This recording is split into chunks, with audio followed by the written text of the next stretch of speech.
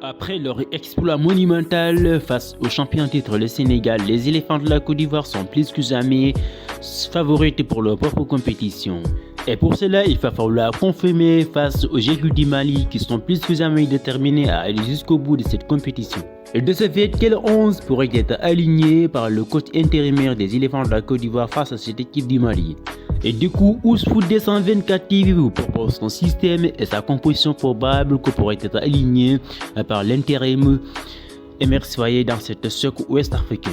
Et bienvenue dans cet nouvel épisode d'Actu Foot. Mais avant de commencer cette vidéo, je suis sûr d'abonner et surtout liker la vidéo pour ne rater aucune de mes prochaines vidéos. On enchaîne traitement cette analyse en masse par un focus sur la composition probable que pourrait être alignée par le coach Emer Sfaye. Évidemment, le coach avait fait entrer quelques joueurs qui n'ont jamais été évidemment dans cette compétition, à l'occurrence Dylan Kosenou qui a fait son entrée, qui a fait sa toute première titularisation, et aussi il y a Marcelin Gradel qui a fait ses débuts dans cette compétition, qui a été titulaire pour la première fois. Est-ce que le coach MFA va-t-il changer le système ou il va-t-il changer d'homme dans sa nouvelle composition? Du coup, ça va être un peu difficile avec les entrées de Franck Kessié qui ont fait de très belles entrées, à l'occurrence aussi bien sûr de Sébastien Haller et Simon Adingra qui ont fait une très belle entrée, je pense. Mais de toute façon, connaissant Emer Sfaye, je pense qu'il va certainement rester parce que comme dit, on ne sent pas une équipe qui gagne. Du coup, je pense qu'il va certainement conserver le même 11 qui a joué face au Sénégal. C'est un 11 aussi qui a fait de très très belles choses. Même si offensivement, ils ont été un petit peu en difficulté, ils n'ont pas pu retrouver. Mais on a vu que c'est un système qui a beaucoup fonctionné. Du coup, sans plus tarder, nous allons donner notre composition probable. Évidemment, sans aucun doute dans les buts, il y aura certainement Yaya Fofana si tout va bien. Dans l'axe central, évidemment, il y aura Dylan Kosenou accompagné d'Ivan Dika qui ont fait un très très bon match face à cette équipe sénégalaise. Dans le latéral droit, il y a aussi Serge Aurier qui a fait un très très bon match.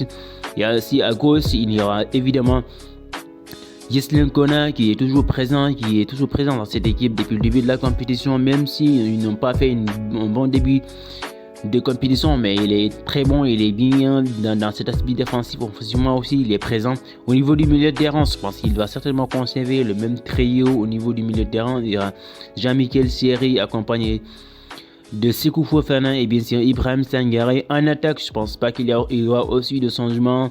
C'est ça, c'est trio Marcelin Gradel accompagné de Jean-Philippe Crasso en pointe et à droite, évidemment, il y aura Oumar Diakhaté qui est vraiment un joueur très percutant qui a fait beaucoup de choses depuis face à cette humiliation subie face à cette équipe équatorienne. On a vu que c'est le seul joueur, le seul maillot qui a fait de très très belles choses, et il a même confirmé face à cette équipe sénégalaise, même s'il a pesé certainement sur certaines situations. Évidemment, on va évoquer évidemment la dynamique des deux équipes. On commence toujours par celle de l'équipe de la Côte d'Ivoire. Comme vous le savez, les éléphants de la Côte d'Ivoire se sont ressuscités après une humiliation subie face à cette équipe équatorienne. Comme je l'ai dit, la sélection ivoirienne s'est réveillée en tenant un essai cette équipe du Sénégal jusqu'au sens de tir au but qui a basculé en faveur de cette équipe ivoirienne. Ça a été un fiasco pour cette équipe sénégalaise, mais on a vu que cette équipe ivoirienne a fait quand même de très très belles performances durant même les 90 minutes, parce qu'on a vu que après le but du Sénégal, dès la 4e minute de jeu, au bout d'une quart d'heure, on a vu que le Sénégal a carrément baissé de rythme, a carrément baissé, parce qu'on a vu que cette équipe ivoirienne a mis beaucoup de pression sur cette équipe sénégalaise.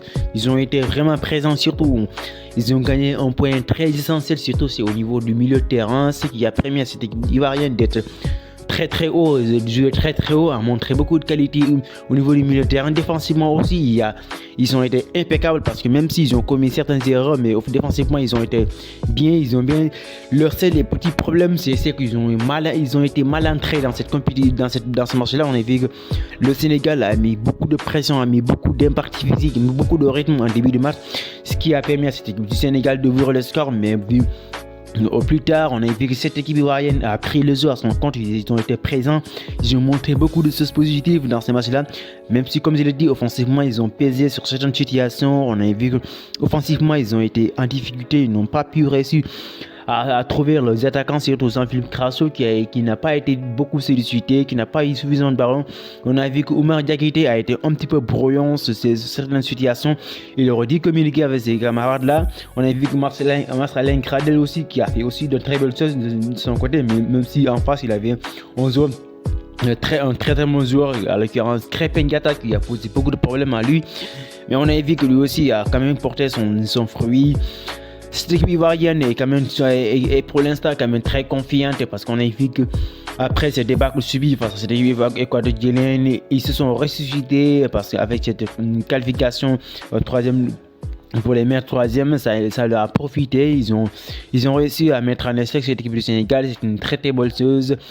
Évidemment, pour ce qui est, évidemment, on évoque la dynamique de cette équipe malienne. Comme vous le savez, les Aigles du Mali sont en train de faire une très très belle performance dans cette Coupe d'Afrique des Nations. Comme depuis ce qu'on a fait, on a vu qu'ils ont fait de très très bons matchs. On a vu que les Aigles du Mali ont été présents. Ils ont dès les phases de poule, ils ont battu une équipe très coriace, une équipe difficile.